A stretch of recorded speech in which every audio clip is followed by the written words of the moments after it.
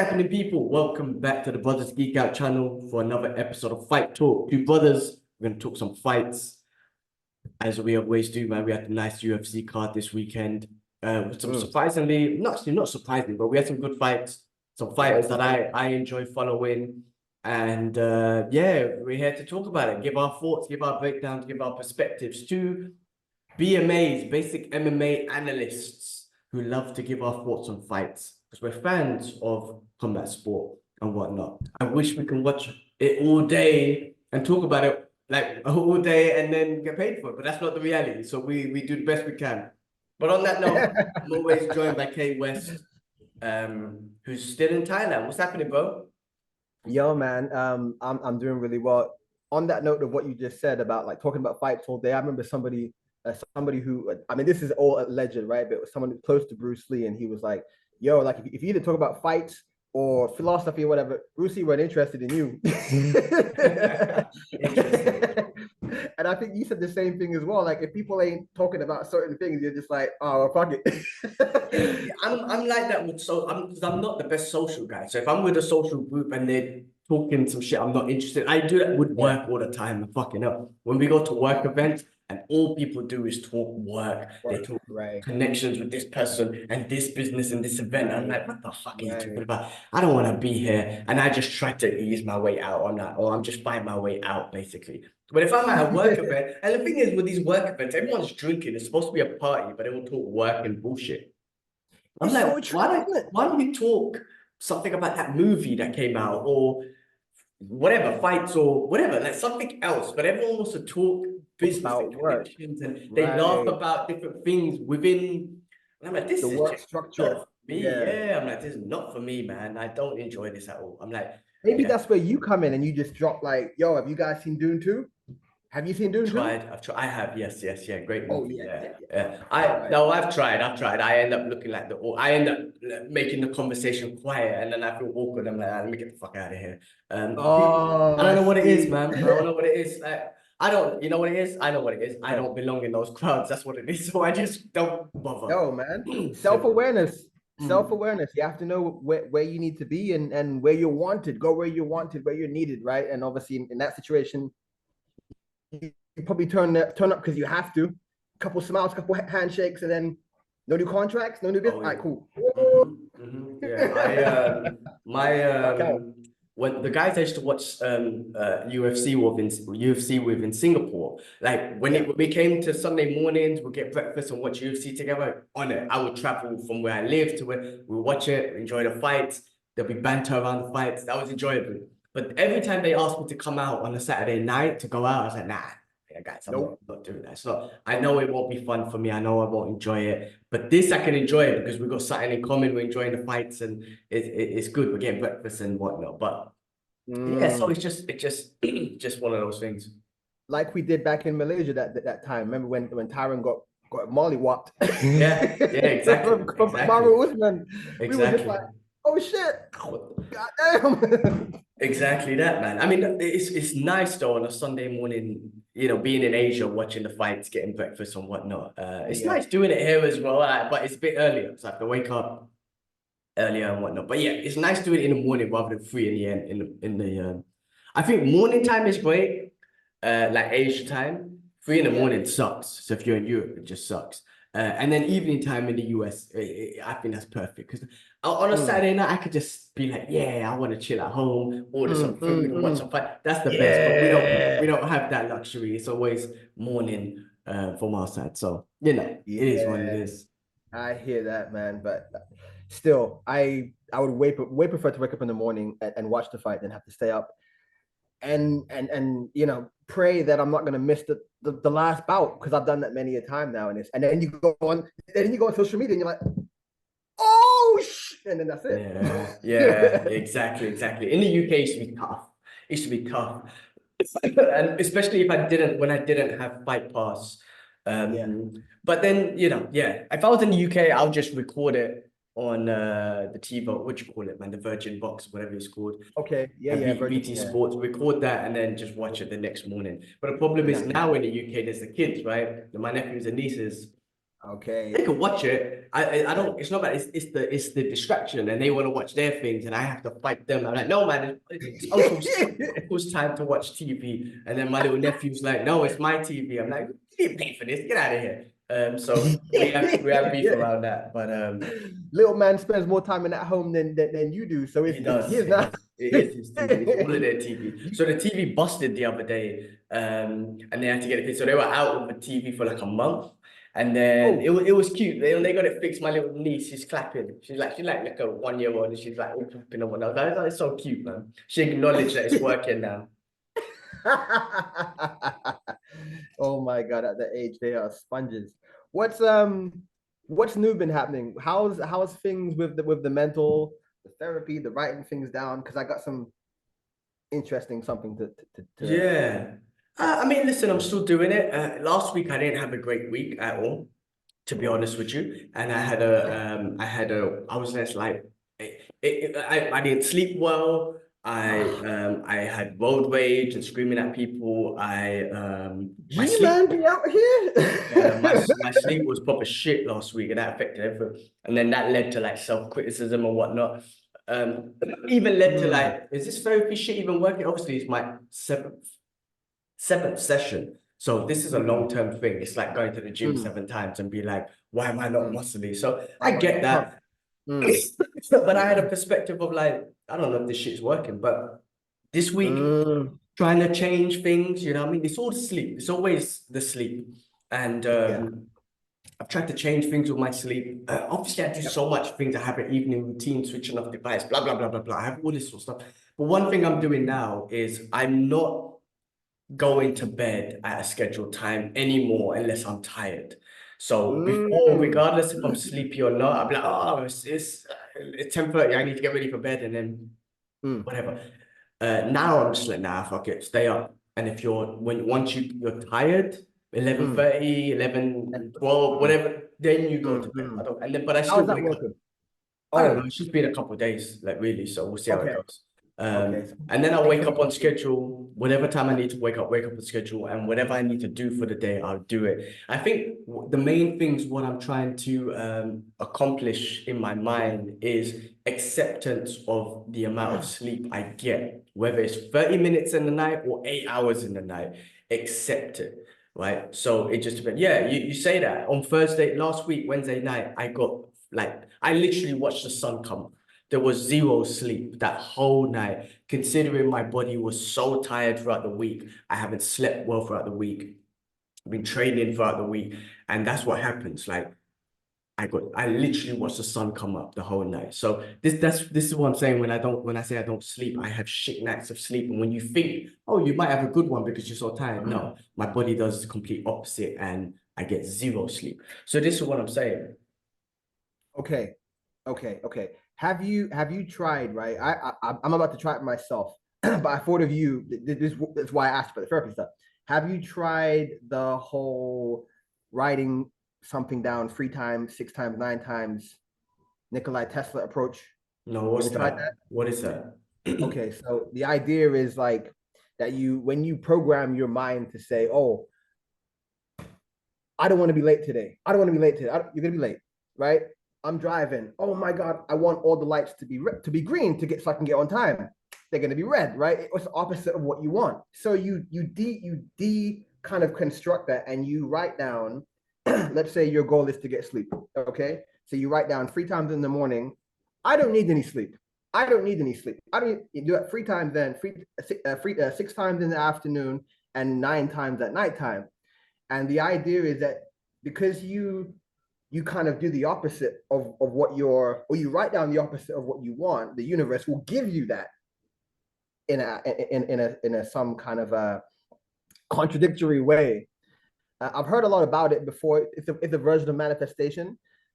It's called the I don't want technique. You ever heard of that one? No, I never heard of that. Okay, Yeah, interesting. yeah. So yeah, see, I mean, it's pretty radical because it goes into the idea that we're in a simulation and that things are controlled and repeat and so on. So okay, well, if the coding says this and this and this, let me just decode it and tell it this information, and then it's going to give me that. That's really what it is. I haven't done it enough to know, but we should give it a shot, man. Fuck it. Yeah, I mean, why not? I mean, I think for something like sleep or trying to be disciplined, so I think it can work. I think some people might be like, I don't want $1 million. I don't want $1 million. And then they will take it from that stupid like way and be like, I'm trying to manifest $1 million to show up in my bank. But I think from a perspective of self development and Yeah. whatnot, maybe it could work. It maybe could, because in a way, I'm trying to reprogram, right? but not just about reprogramming. Yeah, reprogramming my mind on not valuing sleep so much that it's affecting my sleep. Because I do value sleep, and I know sleep's so important. But it's kind of like reprogram your mind where it doesn't value it so much that it's affecting your sleep. You reprogramming it to acceptance of what sleep you get, right? Yes. And being able to function off that, accept what your body gives you, accept what the sleep you get, and then be functional and then work off that. But instead of shit, I didn't get 8 hours, I'm fucked. I didn't get recovery, which is what I go through. So that's what I'm saying. Like I'm telling myself, cool, whatever you set the alarm, we'll wake up at that time and do our routine. You go to bed when you're tired. Don't go to bed just because it's time. And then I've got all these other rituals, man. Don't use the bed for anything but sleep and sex. Don't use the don't be on my phone and all that sort of stuff an hour. And listen, I do as much as possible. I try not to I fail sometimes. Sometimes I am on my phone. Turn off the lights, have it cold, blah blah blah. Wake up early to do the circadian rhythm and get the sun wet. Loads of shit I do. It's I just need to be like, cool, I'm doing all the right things. Accept the sleep that you get. Just accept it. Whatever it is. And if you can't sleep, if you only got 30 minutes, cool, wake up. Because the fact is, last Wednesday I literally saw the sun go up. I think I got like 45 minutes to an hour sleep. That's it. Jeez. Thursday I have calls all day. It's my busiest day. And Thursday morning, I like to wake up extra early, like 2 hours before, to wash the car. So I told myself that day, fuck it. I was angry that day. The thing is, I've done this out of anger. Fuck this. I'm going to wake up. I don't give a fuck. And I'm going to do my routine. Fuck it if I didn't sleep. But I'm not sleeping in because it's bullshit. I'm not fucking up my day because of it. So I done it out of anger and I done it out of like pure discipline. And I demanded myself to do it. And I did it. I got no sleep. I woke up early. I washed the car how I wanted to. I done all my calls throughout the day. I did, and then I done my therapy for that day, and I told my therapist that I'm fucked today. Basically, I didn't get no sleep and blah blah blah. I was so angry that morning. I told my wife, like, I think it's best to stay out my way today. I'm just not in a great mood. All that sort of stuff, right? So I was very, very negative, but I did what I had to do out of anger, not because of like acceptance. So then what happened was after the therapy session, I was still a bit like, whatever. And then after late in the afternoon, I was like, you know what? Accept it. Accept the day. Accept the change in the day, accept the fact that you did accomplish what you needed to, accept the sleep that you got, and just accept that the day has changed, right? So I was like, cool, you know what? I took a little nap because I wasn't planning. I was like, I'm not taking a nap. I don't give a fuck if I'm sleeping. I'm not going to. I took a little nap. I accepted the day how it was. And yeah, but then what I realized is what I was able to accomplish what I needed to do, like task-wise. So I'm like, you know what? I can do it. So if I can have the mentality of just acceptance, then I could actually carry on doing my day. So this is it's a journey, man. This is a journey. It's not a 6-week program. It's not 8-week program. It's a lifelong journey. It's a lifelong mental journey that I'm going through. So yeah, man. It's gotta delve into that positive talk, isn't it? Because that negative talk, it then, I remember before you had, I mean, I'm trying to think if this happened to me before, but anyway, I remember you would carry on that cycle. So I think there was one time you had an issue the day before, and then you carried on the next day, and then you kind of attach the feeling you have to what happened a couple of days ago. You breathe new life into it, and it just stays there, isn't it? Have you tried the self-talk stuff? Self-talk? Like positive talk, like speak to yourself positively. I always talk to myself. Yeah. I mean, I talk to myself negatively, I talk to myself positively, yeah. I do, Bob. Yeah, no, I mean, I think, and then I think that's the cause of like trauma when you bring back things, Yeah, it's hard to let go. I mean, absolutely. it's another thing when I pray now and I finish off my prayer, I just say, God, please make me be more tolerant, please make me be more forgiving, please make me be more Mm, patient. You know, I mean, mm, I mm, want to be that guy. I do want to be that guy, but when it happens, when someone mm, cuts me up on the streets or when I'm driving, immediately I become opposite of that guy. But I want to be that guy who's just like, mm. it's okay, it's cool. Yeah, yeah, Let him go. It's okay. sure. I can't, it's hard for me to be that guy immediately. I want to explode on people because I have this thing that I want that person to know that they're an idiot. But I'm just like, you know what? I had to be Okay. better, just be better. Let them be, you be patient, you be calm. It's not an insult to you personally. It's all this sort of stuff. But it comes down to trauma, man. Like it comes Mm, down to, mm. growing up, like being, I wouldn't say bullied, Childhood. but just going through shit, right? Yeah, People trying to rob yeah, me and all that stuff because I was small and skinny and yeah, whatnot. yeah. In Hong Kong, the racism I went through, it comes down The to like, toxin. are these motherfuckers Yeah. trying to take me for a mug? Like that, and that's what it Mm, comes down to, you know what I mean? So, like or your one liberties of have been stepped on over the decades, and you're just like, I had enough, kind of thing, Yeah. right? I mean, I've Yeah. always had enough, but now it's a difference of like one, I could defend myself a bit better. And Mm. two, it's like, no, you can't take me for a mug. People have been doing that my whole life. But no one is really. Mm, No one really is. yeah. Unless someone's coming up to you to try and rob you or Personally, like, offend E you. man, I'm to come and like no one. Yeah, No exactly. one is. Someone cuts me up on the road, I should be like, who cares? But I, you You know, hang on to it. I hang on to it. Mm, It bugs me. So, bro, that's, like it's just fucking the mental, man. It's just that's crazy. tough. Mm. Yeah, no, I've been digging more and more into psychology and it, actually, you know what? Have you ever seen that movie called The Cell with Jennifer Lopez way back when? Long time ago, long Yeah, time ago. I'd always heard it was a bunk movie, full on just bogus. And I thought, you know what? I don't want to hear that.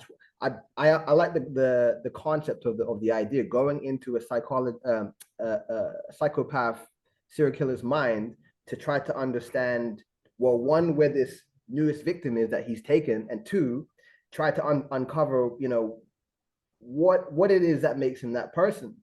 Um, do you remember much of the movie by any chance? Long time No. ago. No, I don't. I don't. Okay. I Okay. probably just watched it because of Jennifer Lopez back then, I'm being honest. But anyway, but it's Fair, been a long time since fair, I watched that movie. fair dues. I mean, she looked fine as hell, and she still looks It fine as still hell looks now. fine as hell, Still exactly. looks fine as hell. You're like 50 something. You're like, damn, get myself a Latino. hmm Better cut that. Anyway, so she goes into the person's mind, the killer, and you know what? I couldn't believe it was what's his name, Kingpin, right? You know, D'Onofrio, William D'Onofrio, it's him. He's been and around for he ages. completely different. I He couldn't. was in like Platoon and those movies from back in the days. Yes, He's he been was. around, yeah. Yes, he was. Yeah, but this one is almost unrecognizable because obviously he has long hair. He kind of has that Buffalo Bill situation going on with his movement. And anyway, long story short, the idea is that they go into his brain after he gets unconscious, and she finds the child version of him, right? The innocent childhood version that is going through the traumas of being hit by by his father and all that domestic abuse. And then you've got this dark entity, which is the killer version. And obviously, because what happened to that kid, the trauma that built up turned into that dark person in life. And yeah, it was kind of cool how she was able to kind of find the mystery and uncover everything by going into the child version, his earliest memories, and showing him that it's okay and so on. And yeah, and I guess like we were saying a couple of weeks ago, it's about not losing that inner child, or at least trying to figure out where they are and how you can bring them into now, because that element of you is a lot more playful and nonchalant about certain things. We get older, our ego develops, and we get stances about certain things, and we divide certain people, and then then we just get this. We attach to shit that from childhood was cemented, and we were unable to whatnot. But great movie, man. Mm. Great movie. It's good to go watch back old movies. I tell you what, like in regards to Oh, that, there's loads of a lot of trauma is from childhood stuff, man. Everything I'm watching and listening and whatnot.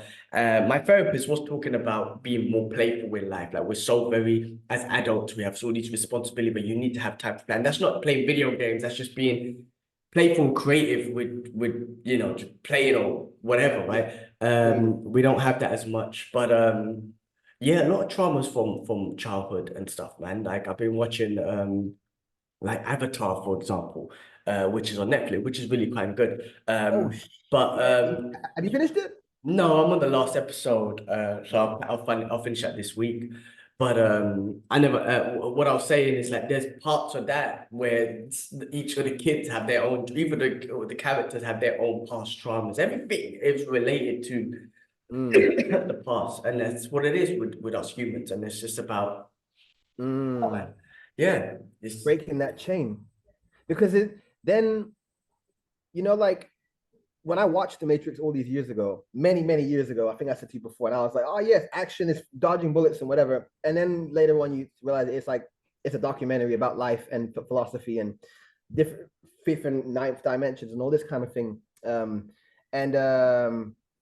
Yeah, like I kind of thought to myself, like, damn, like everything does repeat every single time. Everything repeats. Like if you carry that shit with you from young and you don't fix it, guess what? You have children, you're gonna pass it to them, and so on and so on and so on. And it's just like, every now and then you see like the whole cycle of life and whatnot, and it has different meanings. But I feel like one of the things that stood out to me the most was that history always repeats itself, and we are in a way entrenched and tethered to this kind of consistent recycle process, and it's very difficult. It's so hard to break that loop. It's so difficult. But if we don't do it, then I don't know what the fuck's gonna happen to this planet, man. there's too many people, man. That's 8 billion people. I'm coming up to 8 billion people. And the traumas that, for example, people are going through every single day. Look what's happening in Gaza right now. Like there's no way you can avoid trauma to all these people. But yeah, it's a crazy thing, man. It's a crazy thing. But anyway, we're here to talk about some fights and some brain damage trauma that must cause these guys when they take a punch and kick to the head. But Yeah, let's get into some fight talk because we had a nice card this weekend. UFC fight card in Vegas. A fight night, Rozenstruik. How do you say his first name? Jairzinho Rozenstruik versus Shamil Gaziev. Jairzinho Rozenstruik. Is it Struik or Strike? Struik? I don't know. Yeah. You probably could say it better than I can, man. And Heavyweight bout. Heavyweight bout. Did you see this fight? And what did you think of the ending? I mean, first of all, I thought it was going to be a knockout because it's heavyweights, but shouldn't assume that. But that end was an interesting one, right? Yeah, I mean, it looked like a knockout was possible. Just the way that it was an open fight, at the beginning. It's like, okay, just one blow, one clip, something. But yeah, it was a very strange ending. Very, very strange ending. I don't want to say that he quit, but I think he got hurt and there was miscommunication and whatnot. And it's best in his best interest for his career to leave if you can't see shit coming. So, but yeah, great fight by Rozenstruik for sure. But I felt like Shamil, he ran out of answers, didn't he? At some point. I think so. I mean, look, great job for the ref to be looking after the fighters, right, and taking it serious, right? Yeah, to go and like, what the hell was he saying, kind of thing. Was it Mark Goddard, right? Yeah, brilliant. Yeah, perfect. Amazing, ref. Amazing. I mean, just to take it serious and not to be like, whatever. Like, if there's something going on, then it's important that he acknowledge it like that. It was a weird finish. I mean, again, very weird. Very weird. To say anyone quit. I mean, you're a UFC fighter, you're an MMA fighter, but Safety, and he got to the 4th round. It was the last round. Like there's no, like, you know what I mean? He's got through all of it. Maybe he was tired and all this stuff, but then he got jabbed a lot. That was okay. It wasn't in the beginning. Like, yes, Shamil got takedown and whatnot, and that was his game. But Rozenstruik kept it composed. And then on the striking, his jab was amazing. And then also like at the end, he couldn't. Shamil like had some lazy sort of takedowns. I mean, he's a big guy, right?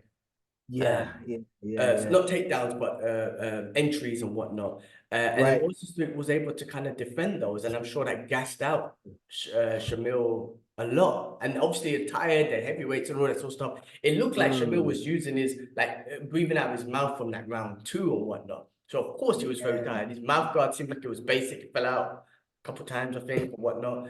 But I think Rozenstruik done a great job with just keeping the striking very basic. With the jab and whatnot, he was able to kind of in the later rounds avoid the takedowns and fight, have good takedown defense. I do think in those later rounds, round 3 and 4 especially, even in round 4, he could have. I think if he pull it on, he could have finished. Of course, he was tired too.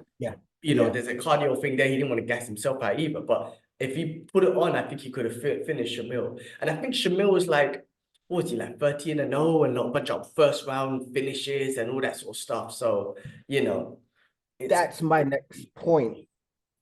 I mean, if he ain't gone to the later rounds and he ain't built up that cardio, well, what's going to happen after that? So I wouldn't be surprised if that's just how he's built, right? He's not built for those rounds. Yeah, maybe not. Yeah, exactly. So it's an interesting one.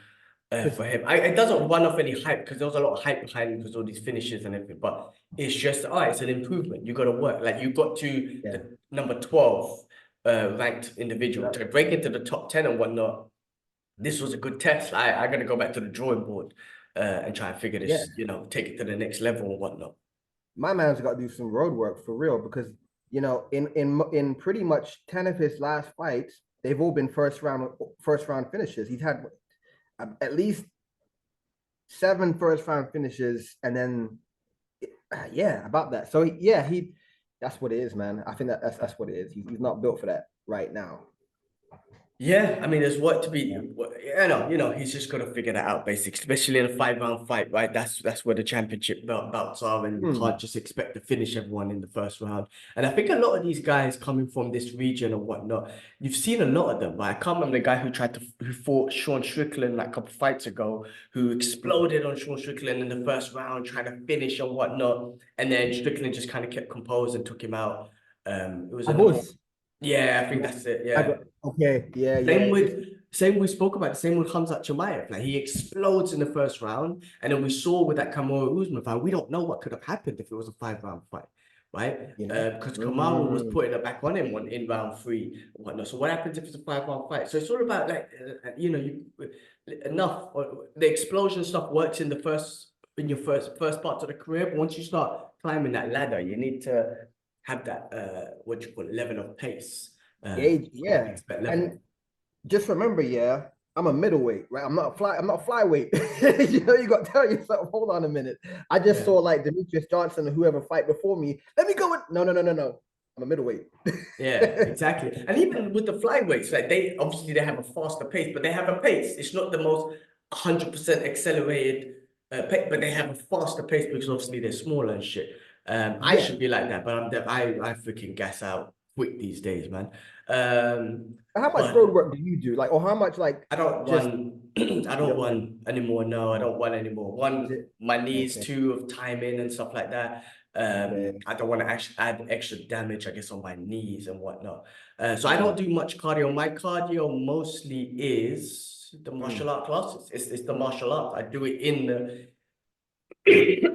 class. It's the BJJ sparring, it's the wrestling, it's the kickboxing. And then after the class, I would do a round of conditioning, be it on the air dyne or whatever it is, battle ropes, whatever. But no, I don't do strength and conditioning like I used to.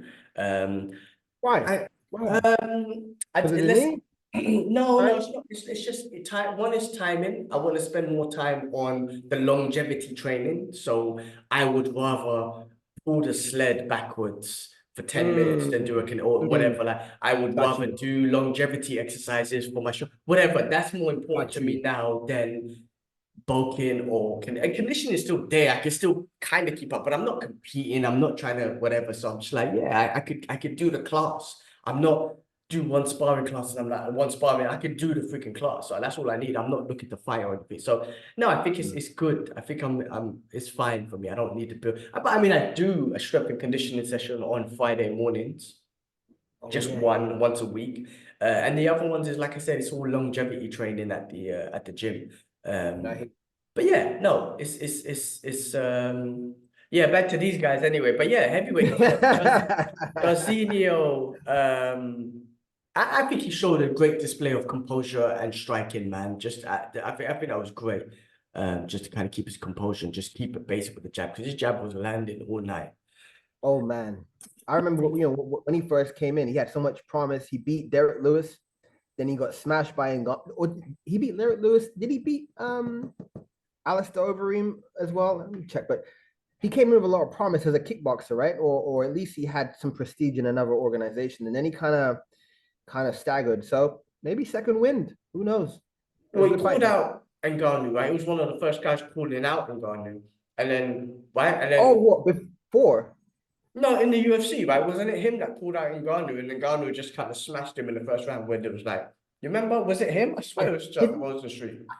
I didn't know he called him out, but I remember he got smacked up like on the cage. Yeah, but I didn't know he called him out. I mean, I'm pretty sure if I remember, yeah, he specifically called him out, saying, "I want to fight right, Ngannou and whatnot." I'm pretty sure. And then Ngannou just went in and done the windmill. That was when he done the windmill and smashed him up. Yeah, he just bad. He's only 35 as well, so but it's great for the country of Surinamese to kind of put them on the map. I don't know if you saw them in the crowd and whatnot. Like, there's not a lot of fighters from there, so it's good. He's carrying them on the back and doing his thing. So yeah, great, man. Yeah, I'm not familiar with the It's in Africa, right? Yeah, Suriname, Paramaribo.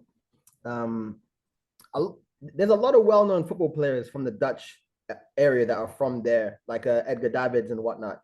But you don't really hear a lot of people like doing incredible things from there. So when you get one, like you got the guy from was it Dubai or UAE or something, you're like, oh, or there was an Indian guy who in one championship, right? Yeah, and you're like, oh, what's your thing, man? Well, I guess in our world, right, in the fighting world, like you said, in football, they have some cricket, there's Indian superstars and all that sort of stuff. So yeah. But yeah, exactly. In MMA world, he's one of a few. So yeah, man, it's good to see him back in the win column. Yeah, no, good for him, man. Let's move on to the light heavyweight bout. Vito Petrino versus Titan Pedro. Now, this was a kind of a back and forth sort of I wouldn't say it was, I don't know, in my opinion, I wouldn't say it was an action-packed fight, but it was kind of a back and forth fight. I'm not 100% familiar with both of these guys. Tyson Pedro, I remember seeing him fight. He did retire at the end of the fight. He was just like, yeah, I know I've come to my end of fighting or whatever. So he ended up retiring. But I'm not too familiar with Vito. I know he called out what's his name? Anthony Smith. So he's trying to climb the light heavyweight ranks. So yeah, now we'll see what happens with that. I'm not too familiar. Did you have any other thoughts on that fight or on them? I thought Vito Petrino, big guy for a light heavyweight, right? Huge, massive guy, undefeated. Not much, I thought it was like you said, it was a back and forth fight. It was competitive, and Petrino got the edge. But not a lot to add to that fight, really. I want to see him fight somebody else. I guess it'll go, yeah, on us. Let's move on then, because I was actually excited to see two fighters on this card. One of them was Muhammad Mokaev. There's a lot of hype of him coming from the UK. Yeah, he's dope. And he was fighting Alex Perez. Now, he won the fight by decision. And the one thing I feel like, because I know he had a goal, like he wanted to be the youngest champion, but he won't be able to. I think John Jones is still that guy. It's John Jones. But anyway, he's been building himself up, very wrestling dominant. He's got great striking as well. Yep. There is a thing where, and I know he said he was sick or something in the morning, but there is a thing that if you saw the fight, when he was shooting for takedowns, rather than shooting, he'll just drop. it would just level change, but not penetrate. He would just level change and expect the opponent to come in. And he done that a lot. And it just, I feel like a lot of his takedowns were stuffed, and there was a lot of scrap. I mean, he's good at scrambling. I think he's great at scrambling. Just the Very takedown great gets scrambling. stuffed, he can scramble and whatnot. Yeah. But in regards to like getting a takedown, he didn't shoot. He just dropped, and then now it caused scramble. Yeah.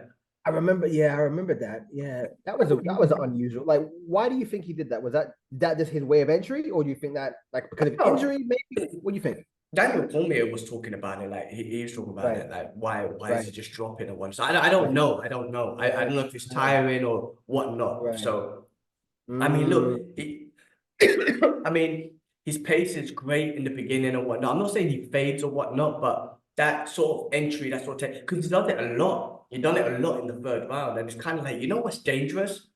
And Cormier mentioned this as well. What if he just faked something and then threw a knee or something, or threw an uppercut or whatever? That'd be that's you getting clogged like hard. So listen, Makayev has shown heart because we've seen him in bad situations, right? Submissions, knee bars, all that sort of stuff, and he never taps and he finds a way to finish the fight. So he couldn't finish it. He couldn't find a way to finish this fight because that's credit to Alex Perez and whatnot. But he always finds a way to finish the fight.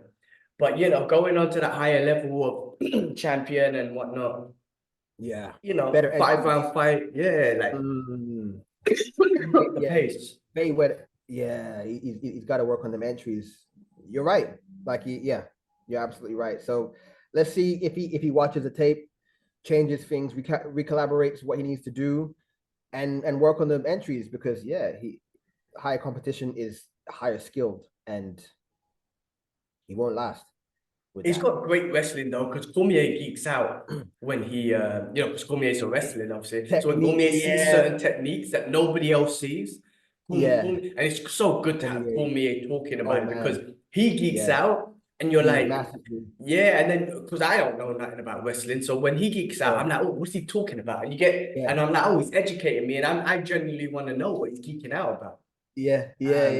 So it's awesome to see Cormier geek out about his wrestling, which goes to show, of course, Muhammad is on a different level, or on a certain level of wrestling.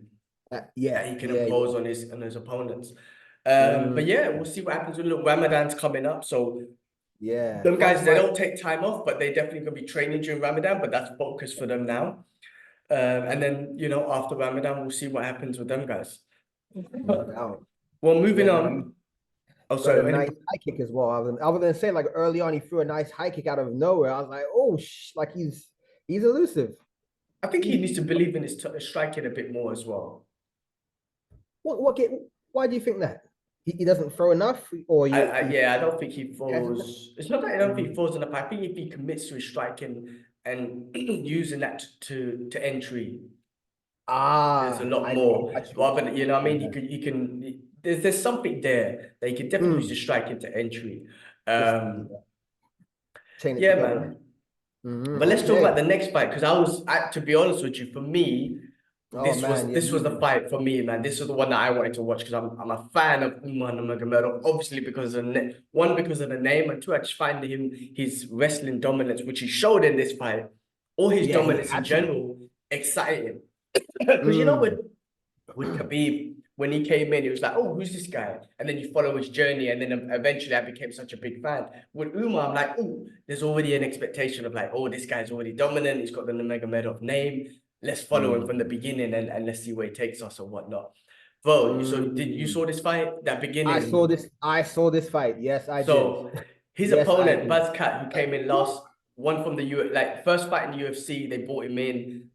He's still got a great record, and they said it was a bit, well, I don't know, they said a bit, but he's a great striker. Man, he connected with Umar in that first round.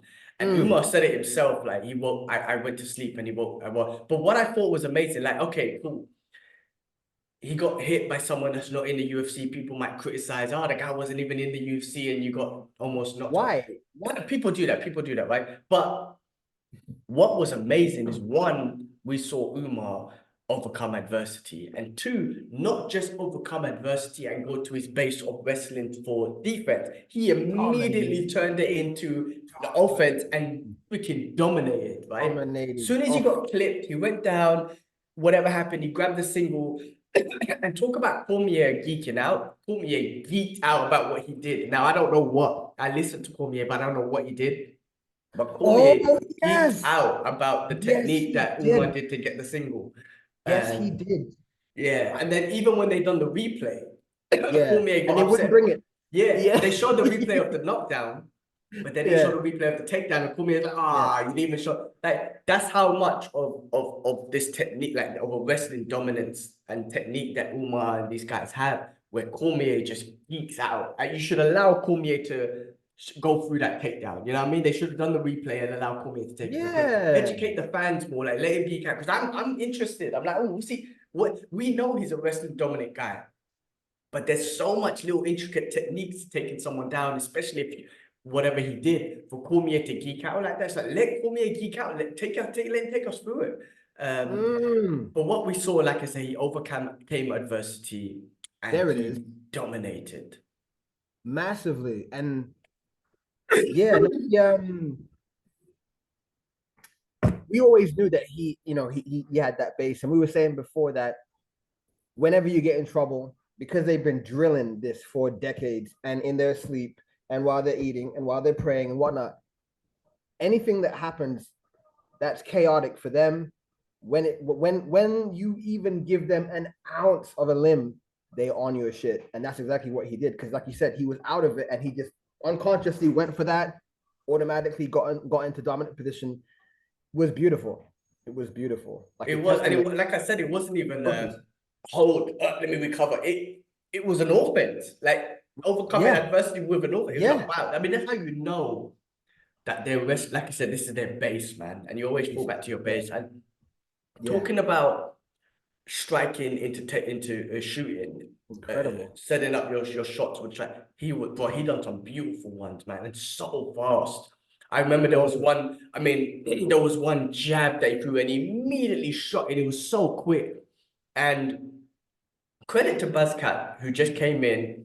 You know, he didn't give up. He scrambled in some occasions and whatnot to get back on his feet. But he didn't give up. Like he still went throughout the whole fight. And it goes to show, like he deserves to be in the UFC because he didn't give up. He did clip Umar. End of the day, his striking was good, and I'm excited to see. Hopefully, they keep him in the UFC. Excited to see him more, and I'm excited to see Umar next as well because he pulled out what's his name? Oh, Corey Sandhagen, he called him out because they were meant to fight before, right? So it's like, let me do that fight again. Yeah, absolutely. I just saw the tape back of that takedown, what you were talking about. Do you remember how it went? I can't remember exactly, no. Okay. Well, hopefully we won't get fucked for this, but basically, I don't know if you can see that. Oh shit. So it's gonna do something weird in a minute. Okay, so he gets clipped and he jumps into it. Like so he gets clipped. Oh shit, where's it gone? God damn it. Come on, yeah. I don't know if you saw it, but when he gets clipped, so he gets clipped on the thigh, turns around and automatically enters for a single, and then that's it. He flips it over and transitions, and that's what Cormier was geeking out about, basically. The fact that he was the storm. What I think Cormier geeked out about, because he got the shot in, but it was how he finished it. He done something with the finish where Cormier geeked out about, right. Because it wasn't just grabbing, because a lot of people like get clipped and they like grab for the single. Yeah, no, he took him down.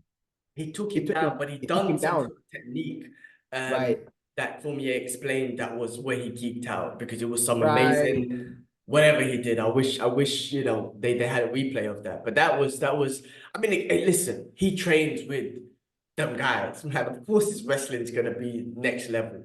And he's such a nice guy. Like if you listen to him talk, if you listen to a post-fight interview, he's like, I feel bad that I had to hit him so much. I wanted to just finish him and choke him out and whatnot. So I don't like hitting people. And he's mentioned this before. We saw this before when he knocked someone out but he's like, I'm sorry that I didn't want me to hit him. He pulled the guy's head, right? Something like that, And he was just like, I don't want to. He said it. He said, I didn't want to hit him as much. I just wanted to choke him out and finish it. And you know what? I tell you something. I bet you it's a religious thing because in Islam, you're not allowed to hit people in the face.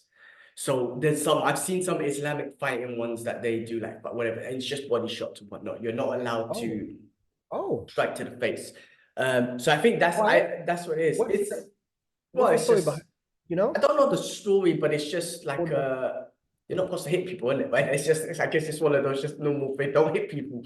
Can't argue with Wrestling, that. wrestling is something that's I wouldn't say it's not. I think, as far as I know from the story, it's the Prophet, may he rest in peace, used to wrestle as well. So one of those skill sets. Okay. But hitting people in the face in a combat in a sports combat situation, because in wrestling you wouldn't hit each other in the face, but obviously in war it's a different story. But for combat, for getting paid for, Sure. there's an element of it's religious as well. But so I think it comes together. Habib's talked about it before as well. It's like people Oh. the people that I don't like, I'm gonna smash them like Connor and whatnot. But some people who he does like, he goes, I just want to choke him out and be finished or whatnot. But he's such a nice guy. I like his personality. Obviously I'm a fan of his and whatnot. He spoke out for Gaza. I'm glad he did it. Mohammed Mukayev done that as well. And I'm glad they're using their platform to speak it out and whatnot, because that's important too. But yeah, bro, yeah, I'm really excited to see more. I wish he had that fight with Corey, but this makes it even more exciting because it's like we saw what happened here. Can he get that fight with Corey Sandhagen again? That would be an exciting fight to see how he does on those higher echelons. I mean, his grappling is amazing. But I'm interested to see this Buzzcat again, because see where he goes from here in this division. So we'll see what happens there.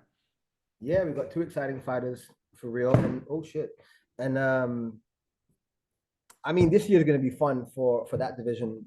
Next week we got all that going on as well. And so yeah, there's a lot to hype about in regards to featherweight division right now. And Umar he's that dark horse. I think he's that dark horse that's going to come into the light and do damage. I'm looking forward to it. I think the fight that I would love to see is him and Moab. I think that's a super fight in that division. You did say that before, didn't you? I think that's the biggest fight in that division, no doubt about it. In my opinion, I think that is the biggest fight in that division, and when that fight happens, whether it's a title fight or whatever it is, that's gonna be the biggest fight. I honestly believe between these two, it's gonna be such a crazy fight. So I'm excited. I'm excited for that possibility in the future. That's going to be a big one, and I can't wait for that one. Him and Moab. So yeah. Anyway, it has to be a 5-round fight. It has to be. Oh yeah. No doubt about it. No doubt about it. That's going to be a fun fight. And Moab also just a machine, nice guy, humble dude. Like a great fight between those two. All right, let's finish up quickly with the last fight on the card. Matt Chanel versus Steve Egger. I can't even say that name. Anyway, did you see that? Did you see that fight? Yeah. The left hook guy. Yeah, that was nice. Beautiful left hook, right? That was really nicely placed. Oh, I don't even know who this guy is, but I do now, and such a humble guy as well at the end of it all. Like, yeah, like have you seen him fight before? I can't remember to be honest with you. So it's one of those faces like where I try and remember, but obviously he has fought in the UFC before. But yeah, it must have been on a prelim or one of these fight night cards. But yeah, I mean, that was a beautiful knockout. I mean, definitely talking about it now, man. Yeah, man. His nickname is Astro Boy. Do it, man. Do your thing, man. But that was a clean knockout. And yeah. Oh, he's a flyweight. Okay. Yeah, that was a good way to start the card, I think. That was a great way. That was a great knockout. I mean, they both him and Matt were going, Steve and Matt were going at that. They were in a good pace with each other, and then Matt just connected with that left hook, which was beautifully placed. Ace. Yeah. I captured that one. And after that was it, right? Did you see the prelims? I saw a couple fights on the prelims because I was up a little bit. So I tell you the ones I saw. I saw UK guy, Christian Leroy Duncan versus Claudio Ribeiro. And Christian really he had a field game, man. I have to say, like, Claudio was kind of like in his range and just didn't was just letting Christian kind of hit him in a sense. Like, yes, he exploded a few times, but Christian was throwing some like hopping side kicks and like spinning kicks, spinning out. Like, he was really like displaying a good bit of striking just because I don't think there was much pressure coming from Claudio. Claudio was just Claudio. covering up a lot of Yeah. times. So, I Mm, mean, good win for Christian, UK guy. I did see for Sahabi's brother, Sahabi versus David Bashrat. That was another great fight, good back and forth sort of fight between those two. mm. I know Sahabi, he's with that right hand, he's knocked out a few people. They will mention that a few times. So when he was throwing that, he was really putting everything into that to try and connect with that. But Javed was able to kind of like avoid those punches and just kind of keep it standing. They had a good sort of back and forth. So yeah, I saw that. I saw those two. The prelims, man. Like, there's so many.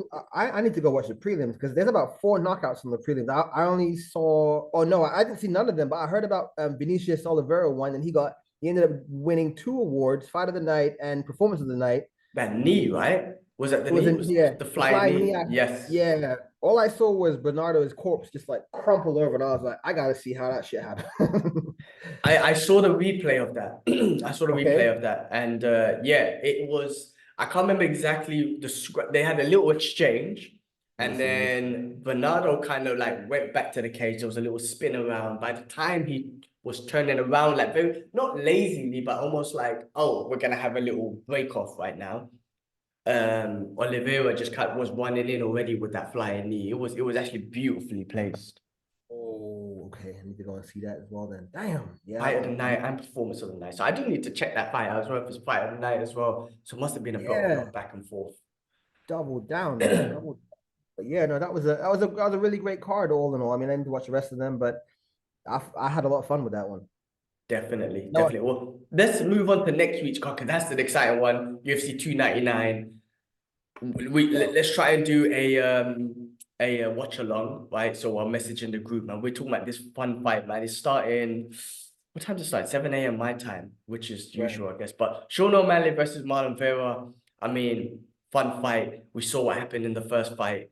Can Sean O'Malley correct what happened, what went wrong? End of the day, he lost. Loss is a loss. There's the thing about the injury of the knee. Okay, cool. But in the day, he lost. Let's see if Sean O'Malley. I'm sure they definitely both improve. Let's see what happens with this fight. Does Sean O'Malley take him out? How he thinks he can?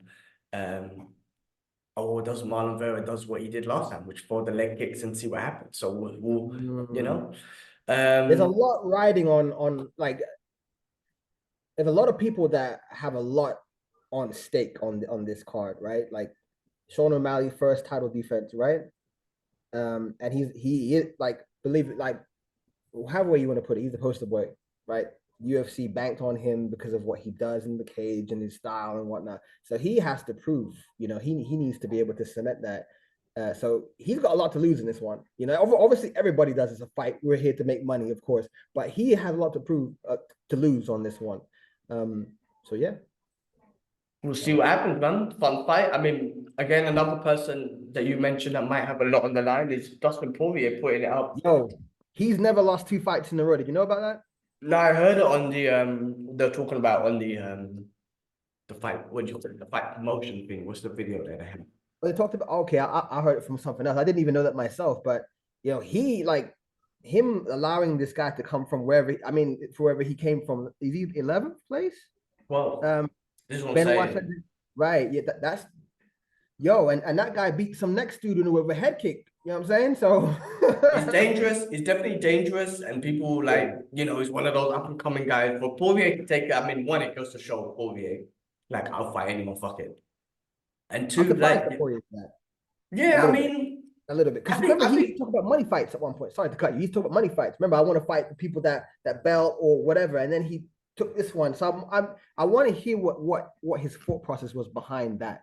Because he'd always said, okay, Conor again. Okay, Nate Diaz. Okay, and then he's like, all right, Benoit, come through. So yeah, it's interesting, yeah, because I feel like he should be in a place where he should just do money fights, like super fights and whatnot. Or maybe I heard, unless I heard wrong, that maybe he's making one more one for the title. and he's in that position to do so, like physically and whatnot. So that might be. Let's see what happens with this fight. I mean, Benoit is a freaking beast, right? He's definitely. Oh man, regardless of 12th position, that don't matter. It don't matter for shit. So Poirier obviously is going to take this fight very seriously, as he always would do. But let's see. I mean, Poirier is great for the grit that he puts up there and the pace. He puts up a great pace. You know what I'm saying? So Man, his boxing, his movement, his black belt and BJJ, like oh my, and he throws heavy punches as well. I mean, we've seen that see him knock out Conor. We see that in blows he gave to Max Holloway. Poirier, like he's called the diamond for a reason.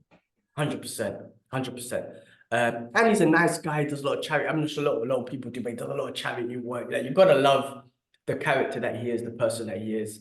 And he's just a dog, man. He goes for it. So I'm excited to see that one because they'll put Benoit's on the map already. But if he wins, then we're talking about, oh, okay, wait, can he fight Islam? Because, everyone wants to get to him, right, for the title shot. I wouldn't say he gets the title shot next, but what I'm saying is, like, puts him straight up there, and it makes him fighting for Islam if that was to happen later on. Absolutely. So a lot to lose for Dustin, I would say, as well. So I'm saying a lot of people listen, you keep going. Next fight. Next fight, which is another fun one, man. We got the entry of Michael Venom Page in the UFC, and he got a fun fight against Kevin Holland, which is freaking exciting. Such an exciting fight. MVP, we've seen his beautiful style, man. Like that in and out style that he's got, and some of the knockouts. Like, he's got some highlights in the MMA world, right? So absolutely amazing. I mean, he's broken the Cyborg's skull. That was so dangerous, man. He shattered his skull with that flying knee. So excited to see him in the UFC. I'm so happy he's in the UFC. So much fun. It's gonna be a different level. I mean, look, with Kevin Holland, I think this is a good fun fight. But in that welterweight division, you got Shavkat, you got the champion Leon. There's a different level compared to what he's done before. But I think Venom Page is right up there, and it should be a very fun sort of thing. Him versus, Wonder Boy, which I don't think they'll do because I think they've trained together, but just really good fun fights with these guys, man. With Venom Page. Absolutely. And did he come in too late? We're gonna find out, right? We're gonna see if he's come too late, because in the absence of fighters like him, we had the division changed, and we needed somebody like him to come in, and then then we end up getting Shavkat and all those guys that you mentioned to kind of fill in that gap with the exciting striking and so on, and Wonderboy Thompson kind of brought himself out again and so on. The division's moved on. We have strikers, we have everyone and anyone under the sun in that division that can do everything, right? And now we've got MVP in that division as one of the purest, cleanest strikers in MMA at the moment, against all these people that I've mentioned that have everything. And we know he's not great at wrestling, right? So I just wonder if they're going to give him fights that's going to make sense stylistically, or he's going to go in for everything against those people that are well-rounded, because it's going to be it's not going to be good, right, for him, because we know he can't deal with that wrestling pressure. It's not in his locker. So great for him, yeah, great for us. Just wonder if it was a bit too late for him to come here. I guess we'll find out. I mean, he's already a superstar. The thing about him, he's already a superstar. So with the marketing of the UFC, it will just either make him grow or not. I mean, look, this is a fun fight, right? Regardless. Now, if he wants to fight the other guys, I mean, that's going to be the journey if you want to be a UFC champion. So there's no choice but to fight all the other wrestlers in a heavy wrestling division, whatnot. But the champion is not a wrestler. He's a striker. He's got great wrestling and great wrestling defense because he showed that against Usman and Kobe. But he's not a wrestler. He's a striker. So we'll see, man. I mean, I'm not saying that he gets a title fight next or whatnot, but against Kevin Holland, that's a perfect fight. Striker against striker. Kevin Holland's elusive as well. And, he's got the trash talk and what he does in the cage, and he's fun. Michael, obviously, MVP is obviously practicing, training, wrestling, jiu-jitsu, all that stuff, of course. But he's exciting, man. I'm so happy that he's in the UFC because it's so exciting. Those three fights, super exciting fights, man. But you know what, though? Like, a lot of people when they speak MVP, they think about his record, and I know he had a lot of like people often dismiss the fighters that he had because they were lesser competition, right?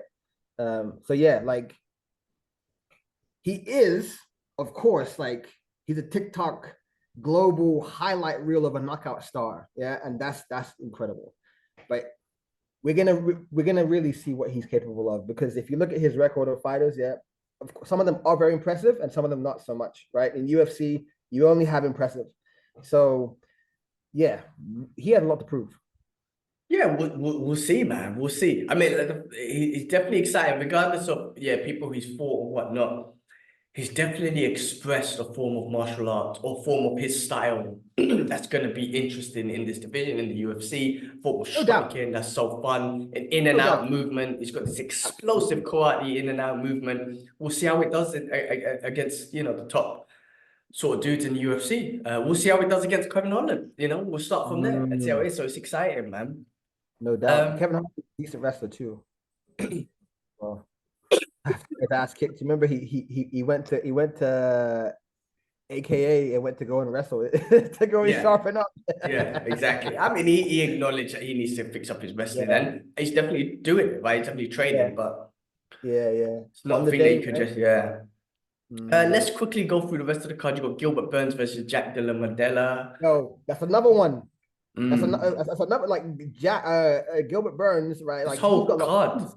yeah, Yeah, people got shit to lose, but it's like number almost four like and the same thing with 11. the guard, right? You got who was the first fight again? You got Sugar Shane and Thingy, right? Obviously Shane is top of the division, right? Cheeto had beat him before. He needs to eclipse him. You got below that, you got Dustin Poirier and so on. Again, Dustin Poirier is on top, and you got Sandini coming. You have all of this shifting shit going on. This is a great card for the future of the division moving forward on in all of their respective divisions. It's huge. What's happening? Yeah, definitely, Old versus definitely. new in a lot of them. Yeah, in a sense, I mean, Gilbert Burns is 4, Jack is 11. The fight Right, after that, bantamweight, Petroyan right. is 4, Sanyo Dong is 7. It's a This bit is what more I'm even, saying. bit It's more stacked. even, but yeah, it's a It's growing, it's a yeah, growing card, growing division. incredible, incredible. Um, Dana, thank you. You bald-headed bastard. Thank you.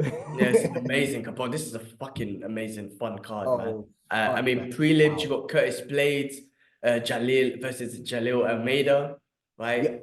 Well, again, he, like You yo, got 5 and 7. These ones are getting a bit more even, but yeah, 5 and 7.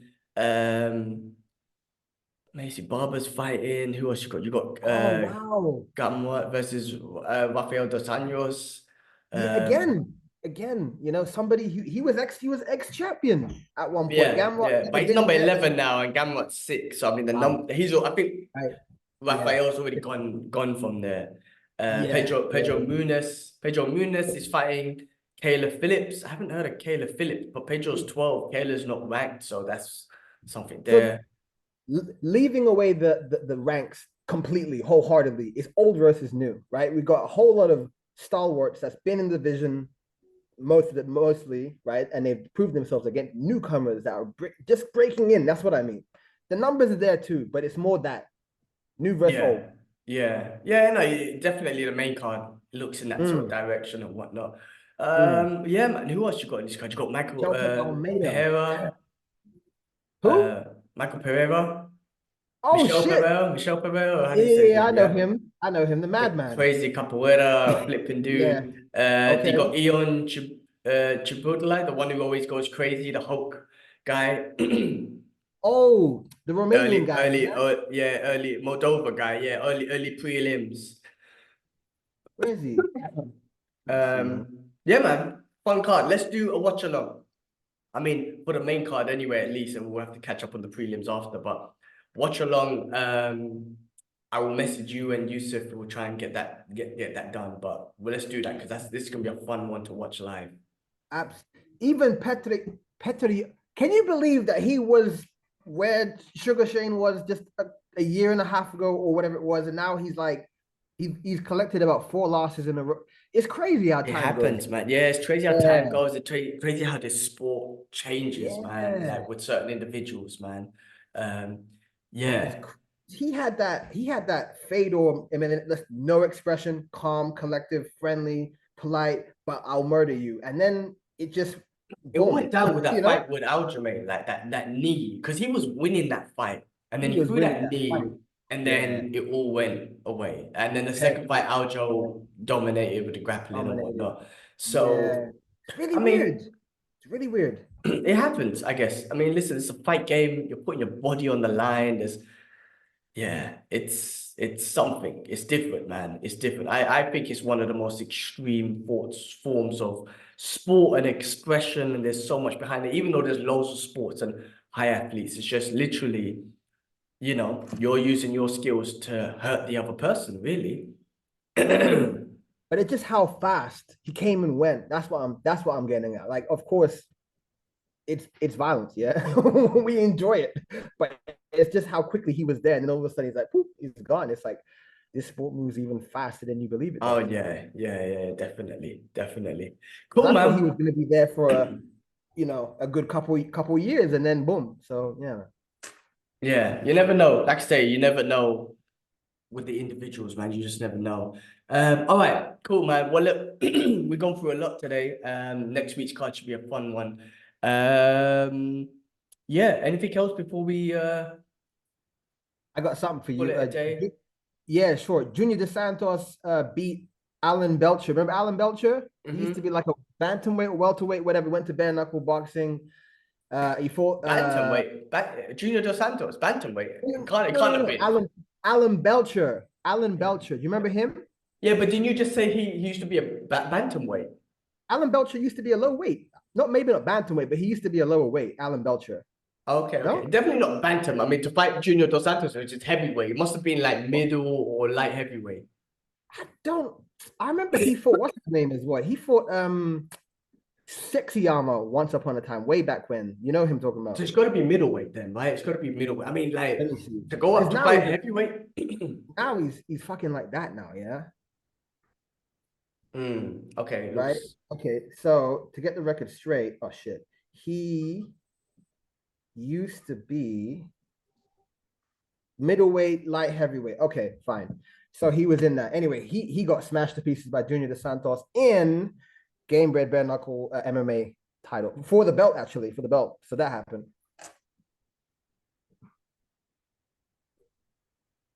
Cool. You got Anything else? No, not from my side. I know one mm, championship. There was a fight.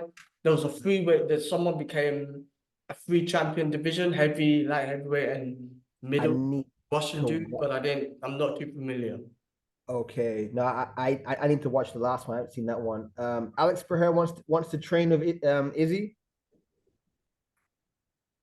I Yeah, think that's a respect of martial arts, man, of martial artists, especially what they've been through. That's just a respect.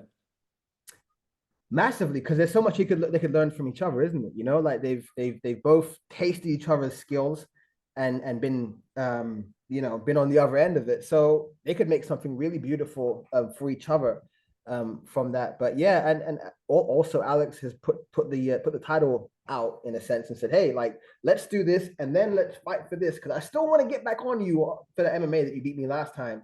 But it looks like Adesanya is not really that keen on it, so maybe that might change. I think they should train together. Forget about the fight. I think they're not competitive. Like they can be, but they don't have to be. Izzy sticking to middleweight, Pereira do light heavyweight, and train together, man. Learn from each other. I mean, they're freaking out. Could you imagine that? What they could take away from each other? That's amazing. Yeah, it's just dropping egos, isn't it? Drop egos aside. Let's just learn. Let's have fun. Done. So that might happen, maybe. Don't have a lot else to be honest with you, man. Jake Paul fought. I'm not going to go into that. I know you're not interested. Neither am I. But he fought, and I think he won. Moving on. um, not got a lot. Ngannou and thing. That's next week. Is that next week? Ngannou and out That's, AJ. yeah, that's the 8th. That's still confirmed. I will be in London by that point, so I should be able to catch that fight. Okay. Okay. All right. So if we do a fight along on this, watch along on this one, it's gonna be 3 a.m. for you. I don't give a fuck, man. I don't give a fuck. I'm watching that fight. You've forgotten that before you and me became to do all this beforehand, before I even knew who you was, I would do this shit anyway and watch the fights as is alone. Yeah. Or I would get up in the morning like at 6 when they would upload it onto torrents. Yes, I said torrents. And I would download that bitch. And then by like 9 a.m., I'm like, okay, let's watch the fight. Put my phone, throw that shit over there, and then boom, and watch the fights. So yeah, man, it's all good. All right. Well, let's keep communicating and let's make that happen. Cool. On that note, guys, we're gonna call it a day. Thanks for watching. Thanks for the support. Thanks for the love. Like, subscribe, share, all that good stuff. But I appreciate everyone's support of us talking about fights. And watching us talking about fights and giving our breakdown and whatnot. Cool. All right. On that note, let's leave it there and we'll catch up. Catch us next week on the watch along one. On the watch Reactions. along. Take it from there. Peace.